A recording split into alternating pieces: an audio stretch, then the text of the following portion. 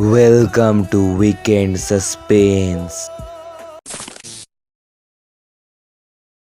নমস্কার বন্ধুগণ, উইকেন্ড সাসপেন্সের আরও একটি নতুন ঘটনায় আপনাদের সকলকে জানাচ্ছি স্বাগত।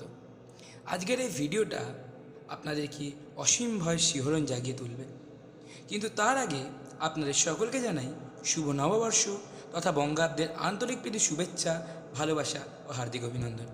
আশা করছি এই বঙ্গাব্দ আপনাদের খুব ভালো যাবে। তো বেশি দেরি না করে শুরু করা যাক আজকের এই ঘটনাটা। এই ঘটনাটা আমাদের পাঠিয়েছে আমাদের একজন অনেক দীর্ঘকালীন শ্রোতা আদ্রিতা নস্কর। সে আমাদেরকে জানিয়েছে এই ঘটনাটা যেমন তার জীবনে একটা ভয়ের শিহরণই জাগিয়ে তুলেছে, তেমনই এই ঘটনাটার মাধ্যম দিয়ে সে একটা অনেক বড় বিপদের হাত থেকে রক্ষাও পেয়েছে। এই ঘটনাটা পুরোটাই শুরু হয় আজ থেকে 5 বছর আগে, যখন আদ্রিতা হাই স্কুল থেকে কলেজে উঠছে। আদ্রিতা ভেবেছিল কলেজ লাইফটা অনেকটাই আনন্দের হবে, কারণ সে হাই স্কুলে সেরকম একটা ভালো জীবন কাটাতে পারেনি। সে নিজের হাই স্কুলে অত্যন্ত মেধাবী ছিল। সে সারাদিন রাত বই পড়ত এবং বই পড়ে নিজের স্বপ্নের কলেজে অ্যাডমিশন নেওয়ার স্বপ্ন দেখত। আর সেটাই হয়, ও নিজের স্বপ্নের কলেজে অ্যাডমিশন পেয়ে যায় এবং নিজের মা বাবাকে বলে যে আমি ওই স্বপ্নের কলেজে একটা হোস্টেলে থাকবো। কেননা তার কাছে কলেজ লাইফটা সে একবার হোস্টেল লাইফেও কাটিয়ে দেখতে চেয়েছিল। তার কারণ সে জানতো যে কলেজ লাইফ কাটানো মানে হোস্টেলে থাকার থেকে ভালো আর কিছুই হবে না। সে যখন প্রথম দিন হোস্টেলে যায়, তার একটা অনেক উত্তেজনাপূর্ণ মন তাকে একটা আলাদাই জগতে নিয়ে যায়। এটা স্বাভাবিক, ওর নতুন জীবন শুরু হচ্ছে। এখন ও হাই স্কুল থেকে কলেজে উঠেছে, একটা আলাদাই আনন্দের অনুভূতি থাকবে তো তার মনে। তো যাই হোক, প্রথম দিনটা তার খুবই ভালো কাটে, খুব মানে খুব ভালো। সে ঘোরে, হোস্টেল কোথায় কেমন কি, ওখানে কী কী ঘোরার জায়গা আছে, কী কী খাবার জিনিস আছে, কী কী খাবার দোকান আছে, ও সব দেখে এবং ওই দিনটাও অনেক আনন্দ করে কাটায়।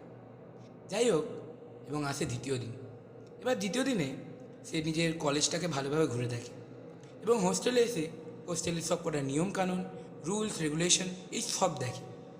তার সাথে সাথে সে এটা জানে যে হোস্টেলে কখন খাবার দেওয়া হয় এবং কখন হোস্টেলে ফেরার সময়। যাই হোক, ওই দিনটা ওইভাবে কেটে যায়। তারপরের দিনকে সে যখন কলেজের লেকচার শুনে নিজের হোস্টেলে ফেরে, তখন রাত হয়ে যায়। তার কারণ সে ওই দিনকে লেকচার শুনে একটু ঘুরছিল নিজের বন্ধুদের সাথে এবং রাতে তখন 8:30। ঘরে ফিরেই ও নিজের মোবাইলে ব্যস্ত হয়ে যায়। ওই দিন ও জানতো না ওর সাথে কী ঘটতে চলেছে। ও রাতে খাবার দাবার খেয়ে ঘুমে এসে শুয়ে পড়ে। যখন সে ঘুমায় তখন 9টা।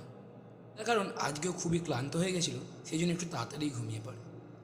কিন্তু ঠিক রাত যখন 11:30 ওর দরজায় টোকা লাগে। ও ভাবে যে কে হয়তো এসছে বলে ওখানে গিয়ে দরজাটা খোলে। তখন দেখতে পায় ওর 3 থেকে 4 জন সিনিয়র ওখানে দাঁড়িয়ে আছে। কাউকেই ও চেনে না। ওকে বলছে যে তোমাকে আমার সাথে যেতে হবে। তখন সে সিনিয়রগুলোকে জিজ্ঞাসা করে যে আমি আপনাদের সাথে কেন যাব, আর এত রাতে কোথায় বা যাব। তখন সিনিয়রগুলো তাকে বলে তোমরা এখন জুনিয়র, সবে সবে কলেজে এসছো, তোমরা জানো না সিনিয়রদের কীভাবে রেসপেক্ট করতে হয়। সিনিয়ররা যখন কিছু বলছে সেটা তোমাদের করা উচিত। তখন আদ্রিতা মনে মনে ভাবে এখন সে কলেজে নতুন এসছে এবং হোস্টেলটা তার কাছে খুবই নতুন। এখন এদের সাথে ঝামেলা বাঁধালে পরে বিপদ হতে পারে। তাই সে বলে ঠিক আছে, আমি আপনাদের সম্মান করি এবং আমি আপনাদের সাথে যাচ্ছি বলে আদ্রিতাকে নিয়ে ওরা সবাই 3তলার ঘরে চলে যায়। আদ্রিতা যখন দেখে ওখানে গিয়ে যে ওখানে ওর সাথেই ওরই সমবয়সী আরও 4-5 জন আছে এবং সেকেন্ড ইয়ারের আরও কয়েকটি মেয়ে রয়েছে। এত কিছুর পর ওখানে দেখতে পায় যে একটা মেয়ে যে সবার থেকে বড়, মানে সবার থেকে সিনিয়র, 3rd ইয়ারের সব থেকে বড় মেয়ে ওখানে আসে, যার নাম কৃতি। কৃতি অনেকটাই সাহসী মনে হচ্ছিল এবং ও আসতেই সবাইকে বলে ওয়েলকাম টু আওয়ার হোস্টেল, তোমরা সবাই এখানে নতুন এসেছো তাই না? আর নতুন আসলে একটা নিয়ম আছে, সেটা তোমরা জানো তো? তখন একজন বলে নিয়ম? হোস্টেলের নিয়মগুলো সবকটাই আমাদের জানা। তখন কৃতি বলে না, হোস্টেলের আরেকটা নিয়ম আছে যেটা তোমাদের জানা নেই। হোস্টেলে তোমাদেরকে সবাইকে সিনিয়রদের রেসপেক্ট করতে হয় এবং তাদের সব কথা মানতে হয়। তখন কৃতি আবার বলে যে তাহলে তোমাদের একটা টাস্ক দেব, বেশি কঠিন টাস্ক নয়, হালকাই টাস। তখন একজন বলে, কি টাস? তখন প্রীতি হাসতে হাসতে বলে, তোমরা সবাই এখানে এক্ষুনি 25টা উঠবোস খাও। আদ্রিতা এই কথাটা শুনে খুবই ভয় পেয়ে যায়। তার কারণ হচ্ছে আদ্রিতার কাছে এসব কোনো কিছুই নতুন নয়। এর আগেও হাই স্কুলেও ওর সাথে এইভাবেই র্যাগিং হতো, এবং ও হয়তো সেই কারণেই নিজের বন্ধুদের থেকে নিজের বইকে বেশি ভালোবাসত, এবং ও ভেবেছিল যে কলেজ লাইফে এলে এই সব ওর পিছু ছেড়ে দেবে। কিন্তু ও জানতো না যে এখানে এসেও ওর সাথে ঠিক এই রকমটাই হবে। যাই হোক, ওখানে আদ্রিতা কাঁদতে থাকে। সবাই নিজের মতো করে উঠবোস খেয়ে নেয়, কিন্তু আদ্রিতা খেতে পারে না। ওর মাথায় খালি সেই ভয়টাই ঘোরে। তখন প্রীতি আদ্রিতাকে দেখে এবং বলে, ও হো হো হো, তুমি কবে এসছো যেন হোস্টেলে? 2 দিন আগে না? তুমি বোধ হয় মেন্টালি খুব উইক। তুমি এসো আমার কাছে একবার। তোমাকে আমি এইসব শাস্তি দেবো না, খুব সিম্পল একটা শাস্তি দেবো। তুমি এসো। শাস্তি নয়, এটা একটা খেলা বলতে পারো তুমি। এসো, শাস্তি ভুল করে বলে ফেলেছি। তখন আদ্রিতা খুবই ভয় পেয়ে যায় এবং ওর কাছে আর কোনো পথ দেখতে পায় না। ও যায় কৃতির কাছে। তখন কৃতি ওকে বলে যে ওই সামনে একটা রুম দেখতে পাচ্ছ, একদম অন্ধকার রুম। ওখানে বেশি নয়, তুমি যদি 5 মিনিট কাটিয়ে আসতে পারো তাহলেই হবে। তোমার সব রকমের সাজা মাপ। তুমি যাও এখন, ওই রুমটায় যাও। তখন কৃতিরা দুটো বন্ধুকে ইশারা করে বলে যে যা, একে গিয়ে দিয়ে আয়। তারা দুজন আদ্রিতাকে নিয়ে ওই রুমের দিকে যায় এবং ওখানে গিয়ে আদ্রিতাকে ঠেলে ফেলে দেয়। আদ্রিতা প্রথমে চিৎকার করতে থাকে এবং তারপরে আস্তে আস্তে ও সময় দেখতে থাকে। প্রথমে আস্তে আস্তে 5, 5-এর পর 10, 10-এর পর 15, 15-এর পর 20, এই আস্তে আস্তে একটা পুরো ঘন্টা কেটে যায়। সে এখনও দরজায় ধাক্কা দিতে থাকে। কেউ শুনলেও এই শব্দটা উপেক্ষা করে যাচ্ছে বলে তার মনে হয়, এত জোরে জোরে ধাক্কায়। কিন্তু কেউ এসে দরজাটার খোলে না। এক একটা মুহূর্ত তার কাছে এক একটা ঘন্টার মতো লাগছিল, এবং আস্তে আস্তে সেও অনেকটা নিরাশ হয়ে যায় এবং ওখানে ভয় পেতে থাকে। কিন্তু ওখানেও সেরাম একটা ভয় পায় না, খালি অন্ধকারটাই ওকে যা ভয় দেখাচ্ছিল। এরপর আস্তে আস্তে রাতটাও কেটে যায়। এত কিছু হওয়ার পরেও, এত ভয়ের মধ্যেও সে যে কখন ঘুমিয়ে পড়েছে সে নিজেও বুঝতে পারেনি। কিন্তু যখন সকালবেলা তার ঘুম ভাঙে, তখন সে দেখতে পায় যে তার ওই দরজাটা খুলে দিয়ে গেছে কেউ। সে আবার হোস্টেলে ফেরে নিজের রুমে। সেখানে গিয়ে সে ফ্রেশ হয় এবং কালকে রাতের যে ঘটনা, ওটা এখনও ওকে সেই একই ভয় দেখিয়ে চলেছে। সে ভাবছে যে এখানে এসে আবার আমাকে ওই র্যাগিংয়ের শিকার হতে হয়েছে। এই ভেবে সে ওখানে কাঁদতে থাকে। কাঁদতে কাঁদতে সে এতটাই হারিয়ে যায় যে সে বুঝতেই পারে না যে তার কখন কলেজ যাওয়ার সময় হয়ে গেছে। আজকের দিনটা সে কলেজে যায় না। তার সবে সবে পাতানো একটা বন্ধু কলেজ শেষ হওয়ার পরে তাকে ফোন করে এবং বলে, কী রে, আজকে তুই কলেজে এলি না? এটা শুনে আদ্রিতা একটু গলাটা ভারী করেই বলে, না রে, আজ শরীরটা একটু খারাপ ছিল। সে জানতো যদি এই কথা সে কাউকে বলে তাহলে কৃতি এবং তার বন্ধুরা তার সাথে আবার এরম করবে। সেই কথা ভেবে সে কিছু বলে না। এইভাবে আস্তে আস্তে সে ভাঙতে থাকে এবং নিজেকে নিজের মধ্যে সে সান্ত্বনা দিয়ে নিজেকে সামলাতে থাকে। জানি না কেন জীবনে বোধহয় প্রথমবার আদ্রিতা এত ভেঙে পড়েছে। প্রথমত তাকে ছোটোবেলা থেকে র্যাগিং সহ্য করতে হয়েছে। র্যাগিংয়ের জন্য তার সেরকম একটা আফসোস নেই, কিন্তু সে ভেবেছিল যে কলেজে এসে তাকে হয়তো কোনো দিন র্যাগিংয়ের শিকার হতে হবে না। এখন সেটা ভেবে সে অনেকটাই ভয় পাচ্ছে এবং তার মনে যে কী চলছে সেটা সেই জানে। এরপর সে ওই দিনকে পুরোটাই আগের দিন রাতের কথা ভাবতে থাকে। তারপরের দিন ও আবার কলেজে যায়। কলেজে গিয়ে ও সেই বন্ধুটার সাথে দেখা হয় যে ওকে আগের দিনকে ফোন করেছিল। তখন সে বন্ধুরা তাকে জিজ্ঞাসা করে যে আগের দিনকে তো শরীরটা বোধহয় খারাপ ছিল, আজকে ভালো আছে তো? আদ্রিতা কোনো উত্তর দেয় না, তার কারণ এখনও কাউকে বিশ্বাস করতে পারছে না। বিশ্বাস করবেই বা কী করে? আগের দিনকে রাতে ওর সাথে যা হয়েছে তারপর তো এটাই স্বাভাবিক। যাই হোক, সেদিনকেও সে ভাবতে থাকে যে হয়তো রাতে ওরা আবার আসবে। এইভাবেই ও কলেজ করতো এবং ঘরে গিয়ে এই একটাই ভয়ে বসে থাকতো। আস্তে আস্তে দেখা যায় যে 3 থেকে 4 দিন কেটে যায়, কিন্তু কোনো সিনিয়রই আর জুনিয়রদের বিরক্ত করছে না। কেন সে বুঝতে পারে না। সেভাবে হয়তো কিছু একটা ভালো জিনিসই হয়েছে। কিন্তু তার কয়েকদিন পরে ওই সিনিয়রগুলোই আবার জুনিয়রদের রুমে আসে কিন্তু এবারে কেন জানি না ওদের মুখে একটা ভয়ের ছায়া। কিছু একটা তো হয়েছে ওদের সাথে। আদ্রিতা দেখে প্রথমে ভয় পেলেও তারপরে সে বোঝে যে এদের সাথে কিছু একটা ঘটেছে। তখন সে দেখে যে ওই সিনিয়রগুলো প্রত্যেকটা জুনিয়রের রুমে এসে জিজ্ঞাসা করছে, তোরা কেউ কৃতিকে দেখেছো? তোমরা কেউ কৃতিকে দেখেছো? কৃতি মিসিং, কৃতি মিসিং। এটা ভেবে আদ্রিতা অনেকটা ভাবনায় পড়ে যায়। তার কারণ কৃতির মতো একটা সাহসী মেয়ে মিসিং। যখন সবাই ওখানে জড়ো হয় তখন সিনিয়রগুলো বলে, কৃতি এর আগে এরকম অনেকবারই করেছে, কিন্তু কোনো দিনই সে এত লম্বা টাইমের জন্য এরকম করেনি। এমনকি তার ফোনও তার ঘরে আছে। এর আগে কোনো দিন সে কোথাও ফোন ছাড়া তো যায়নি। এমনকি ওর ফোন ছাড়া তো কোথাও যায়ও না। সেই জন্যই আমরা ভয় পাচ্ছি।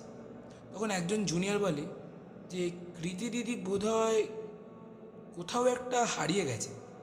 তখন সবকটা সিনিয়র মিলে তাকে চেপে ধরে এবং বলে, তুই কি কৃতির সম্বন্ধে কিছু জানিস? তো আমাদের বল।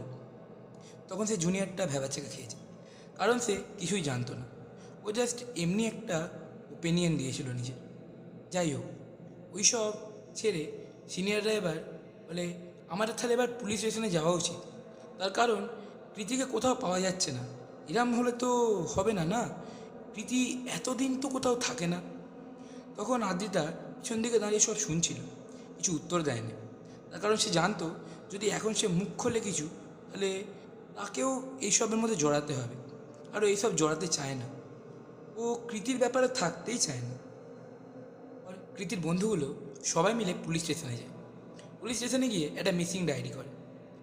পুলিশরা সবার প্রথমে তদন্ত করতে ওদের হোস্টেলেই আসে। তার কারণ সব কিছু সূত্রপাত তো ওখান থেকেই না।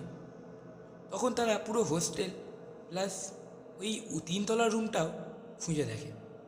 কিন্তু তিনতলায় গিয়ে ওরা দেখতে পায় কেউ একজন দরজা খুব জোরে জোরে খটখটাচ্ছে।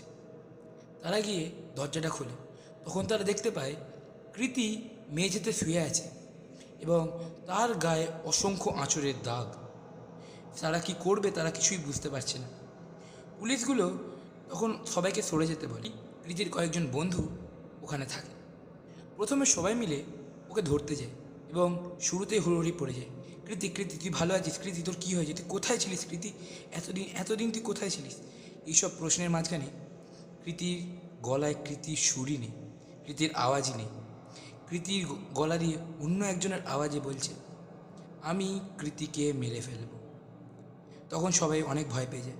কিন্তু কৃতির যে বেস্ট ফ্রেন্ড সে কৃতির কাছে যায় এবং ওকে ধরে।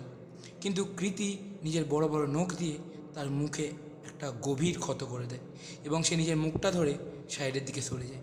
পুলিশগুলো এবার খুব ভয় পেয়ে যায়। পুলিশগুলো ভেবে পাচ্ছিল না যে এখানে হচ্ছে ডেকে। তখন তারা দেখে যে বয়েজ হস্টেল থেকেও কয়েকজন ছেলে ওখানে এসে হাজির হয় এবং ওখানে কৃতিকে ধরতে থাকে। এবং কৃতি ওখানে যেন পাগলামো করছে, নিজের চুল ধরে নিজে টানছে, নিজের পা হাত পা ভেঙে ফেলছে। এমন মনে হচ্ছে কৃতিকে কেউ খুব মেরেছে এবং তার হাত নড়ালেই কৃতির যেন এমন আওয়াজ পাচ্ছে যেন তার হাত পাত ভেঙে গেছে। আর কৃতি নিজেই ওখানে অজ্ঞান হয়ে পড়ে যায় কাতরাতে কাতরাতে। এসব আদ্রিতা দেখছে এবং আদ্রিতা রক্ত একদমই সহ্য করতে পারে না। ফলে আদ্রিতা ওখান থেকে চলে যায় এবং তারপর বয়েজ হোস্টেলের ছেলেগুলো কৃতিকে ধরাধরি করে নিয়ে যায় হসপিটালে। হসপিটালে নিয়ে গিয়ে কৃতির অবস্থা এতটাই শোচনীয় হয়ে যায় যে ডাক্তাররাও বলে এ যদি এখন বাঁচাতে পারে তো সেটা কোনো একটা মিরাকেলের থেকে কম হবে না। তারপর থেকে কৃতির আর কোনো খবর পায়নি আদ্রিতা। সে বাঁচলো না মরলো সে ওরকম কিচ্ছু খবর পায়নি। তারপর থেকে পুরো হোস্টেলেও কৃতি সম্বন্ধে আর একটাও কথা শোনা যায় না। কিন্তু আদ্রিতার মনে হচ্ছিল যে সেদিনকে তো সেও এই রুমের বন্ধ ছিল, কেন কৃতিকে ধরলো তাকে কিছু করলো না? যদি করে তো দুজনকে করা উচিত ছিল না? সে কথা ভাবতে ভাবতে সে ভাবে যে না, আমাকে একটু দেখতে হবে ব্যাপারটা কী হলো। ওর মনে একটা আগ্রহ জন্মালো যে ব্যাপারটা কী হলো সে জানবেই। তখন আদ্রিতা হোস্টেলের বড়দের কাছে যায়, মানে কৃতির বন্ধুগুলোর কাছে। তারা বলে, জানি না, কৃতি হচ্ছে আমাদের মধ্যে সব থেকে বড়। আমরা যখন থেকে এসেছি তখন থেকেই দেখি না ওই রুমটা ও ইউজ করে। এর থেকে বেশি তারা কেউ আর কিছুই জানে না। আদ্রিতা সেকেন্ড ইয়ারেরও কয়েকজনকে জিজ্ঞাসা করে, কিন্তু তাতেও যে সে খুব একটা মনের মতো উত্তর পেয়েছে তা নয়। তাই সে ভাবে যে এই হোস্টেলের ওয়ার্ডেনগুলোকে জিজ্ঞাসা করলে ভালো হবে বলে সেই হোস্টেলের ওয়ার্ডেনগুলোর কাছে যায় এবং ওদের কাছ থেকে জানার চেষ্টা করে। বলে ওই রুমটা আগে বন্ধই ছিল, তারপর তো কৃতিরা এসে ওই রুমটাকে ব্যবহার করা শুরু করলো, কিন্তু এই রুমের যে কী ছিল আর কেনই বা রুমটা বন্ধ ছিল সেটার ব্যাপারে তারাও কিছু বলতে পারে না। আদ্রিতা অনেকটা হতাশ হয়ে যায় এবং ভাবতে থাকে যে কিছু তো একটা হয়েছিল এখানে, নাহলে রুমটা ওরমভাবে বন্ধ তো করার কথা নয়। এবং সে মনে হতাশ হয়ে যায় এই কথা ভেবে যে ও আসল কি সেটা জানতে পারে না। একদিন ওর বন্ধুদের সাথে একটা রেস্টুরেন্টে খেতে যায়, কিন্তু ওর বন্ধুগুলো সেদিনকে আসেনি। আদ্রিতা গেলে ভাবছিল যে এখন রেস্টুরেন্টে তো আর যাবো না বলে ওখানেই একটা কচুরির দোকানে ঢোকে। কচুরি খাওয়ার পর সে কাকুটার দিকে দেখে ভাবে এই কাকুটার দোকান বোধহয় এখানে অনেক বছর ধরে, আর কাকুটার বয়সও অনেকটাই, হয়তো আমাদের হোস্টেলের ব্যাপারে এই কাকু কিছু জানতে পারে। তখন সে কাকুটাকে ডাইরেক্ট জিজ্ঞাসা করে, কাকু আপনি কি আমাদের হোস্টেলের ব্যাপারে কিছু জানেন? কাকুটা একটু সন্দেহ করে জিজ্ঞাসা করে, তুমি জানতেটা কী চাইছো? তখন আদ্রিতা কাকুকে বলে যে এই ঘটনা আমাদের হোস্টেলে আগে ঘটেছে, এই কদিন আগেই প্রীতি বলে একটা মেয়ের উপর এরম হয়েছে। তো আপনি কি এই হোস্টেলের ইতিহাসটা আমাদেরকে বলতে পারবেন? এই হোস্টেলে কি হয়েছিল আর কেনই বা ওই রুমটা বন্ধ ছিল? আমি আমার হোস্টেলের সবাইকে জিজ্ঞাসা করেছি, কিন্তু তারপরেও আমি কিছু পাইনি। তখন কাকুটা বলছে, আমি হলাম এই চত্বরের সবথেকে পুরানো ব্যক্তি, আমি এই হোস্টেলের সমস্ত ইতিহাস জানি। এখন কয়েক বছরে যারা এসছে ওরা সবাই নতুন, প্রায় কেউ এখানকার অত ইতিহাস জানে না যতটা আমি জানি। এই হোস্টেলে একসময় একটা মেয়ে ছিল যে এখানে তোমার মতন বয়সেই এসেছিল, তার নাম হলো অন্বেষা। অন্বেষা ছিল ওই হোস্টেলের সব থেকে মেধাবী মেয়ে, কিন্তু ও না র্যাগিংয়ের শিকার হয়েছিল। ওর সময় ওই র্যাগিংটা একটু বেশিই হতো।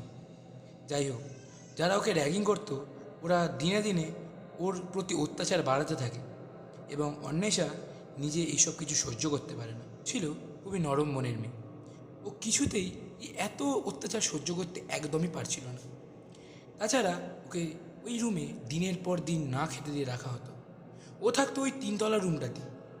যাই হোক, এত কিছুর পর ও বাঁচার থেকে বেশি মরাটাকে ভালো মনে করলো এবং ওই রুমেই মারা গেল। কয়েকদিন পর ওখানে ওই রুমে পরিষ্কার করতে গিয়ে দেখা গেল অন্বেষার দেহ পড়ে আছে। অন্বেষার দেহটা ওখান থেকে চলে গেল, অন্বেষার আত্মা ওই রুমেই বন্ধ হয়ে রয়ে গেল। আদ্রিতাকে এইভাবে র্যাগিং করা হচ্ছিল, তখন অন্বেষা তাকে নিজের সাথে রিলেট করতে পারে এবং ব্যাপারটা সে বুঝতে পারে। আর পরের দিনই সে কৃতির উপরে অত্যাচার করা শুরু করে। ও ভেবেছিল যে একবার যদি কৃতির উপর অত্যাচার করে সে কৃতিকে থামিয়ে দিতে পারে তাহলে হয়তো আর কারোর র্যাগিং হবে না। যেটা এইসব শোনার পরে কিছুটা বুঝতে পারে এবং তার চোখের সামনে সব কিছু পরিষ্কার হয়ে যায়। 3 বছর ও ভালোভাবেই ওই হোস্টেলে এবং কলেজে পড়াশোনা কমপ্লিট করে। যাওয়ার আগের দিনকে মানে ওদের ফেয়ারওয়েলের দিনকে শেষবারের মতো আদ্রিতা ওই 3তলার রুমে যায় এবং যে রুমে ওকে বন্দি করা হয়েছিল ওই রুমের বাইরে গিয়ে বলে, ধন্যবাদ, তোমার সময় যদি তোমার মতো কেউ থাকতো হয়তো তোমার প্রাণটাও এভাবে যেত না। তো বন্ধুগণ, এই ছিল আজকের ঘটনা। এই ঘটনাটা যদি আপনাদের ভালো লেগে থাকে তাহলে অবশ্যই ভিডিওটাকে একটি লাইক এবং চ্যানেলকে গিয়ে সাবস্ক্রাইব করে দেবেন এবং আশা করছি আপনারা এভাবেই আমাদের সাথে যুক্ত থাকবেন। আগের ভিডিওটায় আপনারা অনেক ভালোবাসা দিয়েছেন আমাদেরকে এবং আপনারা চাইলে এরকমই নিজের জীবনে বা আপনার অন্য কারোর জীবনে ঘটে যাওয়া ঘটনা আমাদেরকে নিচে দিয়ে দেওয়া ইমেল আইডিতে মেল করে পাঠাতে পারেন। ধন্যবাদ। আজকের মতো আমরা যাচ্ছি। শুভ নববর্ষ।